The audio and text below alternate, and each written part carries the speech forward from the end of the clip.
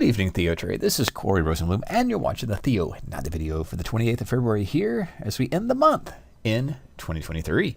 We're going to focus on the end-of-day sell-off, but earnings from Target and a couple of other plays. I think the main focus of tonight's video is going to be on the performance of key stocks and key sectors. And we'll start with the sell-off.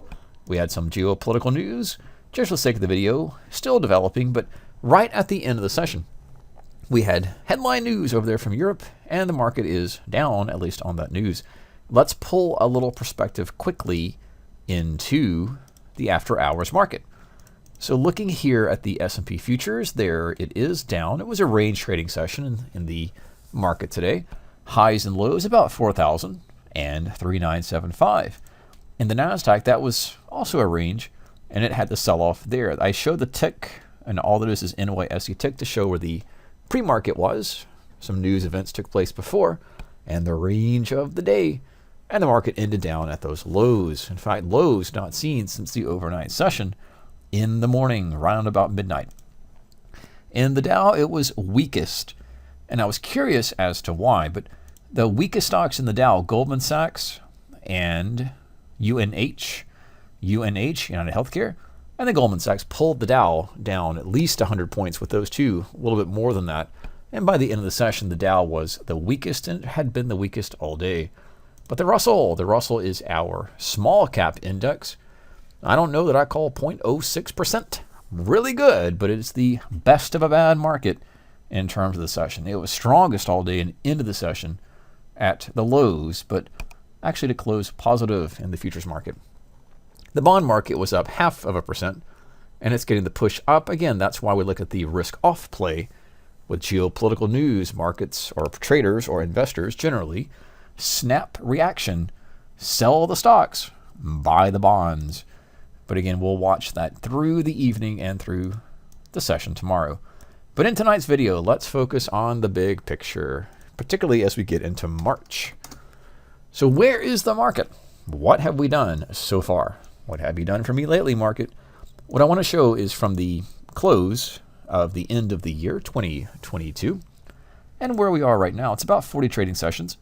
S&P SPX, that's your S&P 500, that's up about 3.5%. What about the Nasdaq? Look at the futures market. The Nasdaq is our tech-centric index. And again, measuring not from the first, but from the close of the year to where we are now. That's up roughly 9%. We'll come back to that later. The bond market, let's look at TLT. From that, roughly like the S&P, is almost flat, unchanged. A little bit to the upside. That was, again, in part to today's rally in the afternoon. Crude, looking at the oil market and see how it has performed. Looking at it, it's going to be down on the year. So looking at the start, right, that's the end of the year and how we start the session, that's roughly down about 6% for crude oil. And we can look at other indexes like, or products, commodities such as gold. What about gold? Almost unchanged. Whereas the equity market went up and the bond market went up, they both had pullbacks, so has gold. So comparing, contrasting where we are in the gold market, down 0.5%, that is massively unchanged. Not looking at individual sectors, it's just a 10-minute video, but financials are up on the year, as are most sectors, but the financial group up about 4%. Technology is going to be your biggest winner. Y is going to be discretionary. That's a big move, big gain. Discretionary is actually, Tesla is part of that, is Amazon. That's the biggest one right now. That's 12% on the year.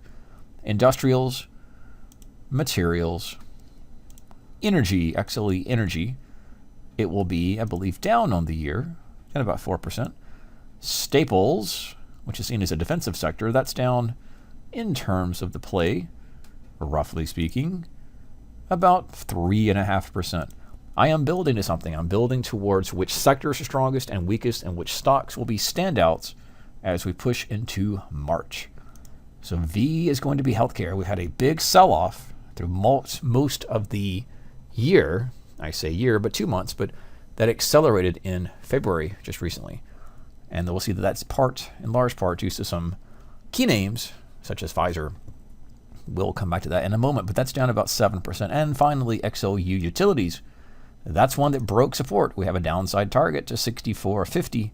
That's been the play, that's been the arrow. If this breaks 70, down the utility sector goes to about 64.50 or 65. That's where we're headed. That's where we are for the utility sector. And just to be consistent, let's look at the comparison. That's down about 8%. Where are individual stocks in the split? What is the split? The split is technology, financials, and in large part consumer discretionary. Up on the year, some stocks will be big outperformers. And the weakest of the year so far is your defensive names or risk-off names, staples, healthcare, and utilities. Let's sneak in a comparison of which stocks are the biggest performers or the biggest gainers so far in 2023. And that's roughly 40 trading sessions so far. Where is your big leader? What I'm looking at, there's two things I'm looking at, are there patterns in the sector? And by that I mean, is anything really jumping out at us? Sure, financials. Financials tend to be on the strong side. Discretionary, again, there's Tesla, and there's some discretionary. There's Booking and others. General Motors, Disney, and Apple. So those are some of the ones that are at the top. Remember, the S&P will call it up about 3.5%, which takes it down to here. So in that sense, anything above 3.5 or 4% has beat the market. Number one, Tesla. Tesla is a stock up about 70% close of the end of the year to present as we go into March. That's a big gainer. It was a one that had relative weakness, a stock that was beaten down at the end of the year, and that has bounced back very strongly, but so has NVIDIA. NVIDIA is on the forefront, at least headlines are telling us, about artificial intelligence, and they have potential for gaining market share. Meta also announced their AI, but they're bouncing back similarly to a stock that was brutalized in terms of losses, and we all made fun of it, but it's bouncing back as we begin this new year. That's Meta, that's Facebook. That's up 45%. Then General Electric, that's roughly 30%. And just over here, Salesforce.com, AMD, Advanced Micro, American Express, Capital One Financial. We then get into some financial companies, Morgan Stanley, Wells Fargo, and others would be Citigroup, BlackRock, or Bank of America, Bank of New York Mellon, and others would include JP Morgan, US Bancorp, Boeing would be an industrial, and others. So those are some of the ones we look at as outperformers. These things did better than the S&P. They're leaders, and they can continue to be leaders. But when there are leaders, there are laggards. Laggards are the other side. Remember, the S&P, as of this video, is up about, roughly speaking, 3.5% on the year, including the end-of-day sell-off at the end of February. Which stocks are weakest, and are there patterns? So again, 2023, are there patterns? I think they are, and they're what we're seeing over here with staples, healthcare, and utilities. Healthcare, utilities, healthcare, industrials. That's Emerson. Healthcare, utilities, utilities, and energy. So those are some commonalities of stocks that are the weakest. And what this means is percent. If it says 0.20, that means it's down 20% in the year. So we're looking at rate of change. We set that to a 40 because we're comparing the rate of change 40 sessions ago.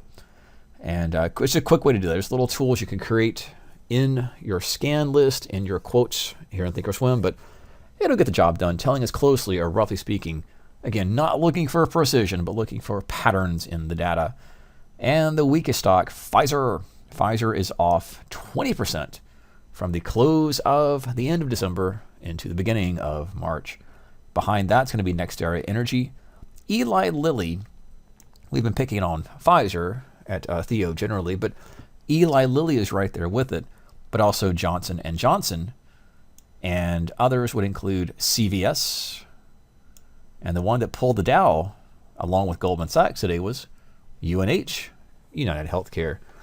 There are other stocks in the mix, but nonetheless, we're focusing on, I think, just cut the list off here of stocks that were down 10% in 2023. That's only 40 trading sessions, but that's a big move to the downside. Pfizer being the weakest. And the thought process here, to me at least, is if it's weak, it does tend to stay weak and has the potential to get a little weaker. So stocks that are making new lows will pull this up quickly. We'll scan which stocks are making new highs. S&P 500, Linde, Booking, General Electric, Progressive, and URI, Ingersoll Rand. Those are the ones who've been saying in some of my end of day discussions and end of the day videos and reports. But which ones are the weakest? So we'll pull into here. We'll look at the public. We'll look at the stocks that are making new yearly lows, and we'll scan those in the S&P 500, and they're going to be familiar names of Johnson & Johnson, Pfizer, CVS, Dominion Energy, Tyson Foods, and a few others. So a little split in the market. We have strong stocks getting stronger, weak stocks getting weaker, recoveries, bounces, and all sorts of headline news hitting the tape, along with earnings. Always be careful and safe. This is Corey Rosenlund with tonight's Theo video update for February 28th, 2023.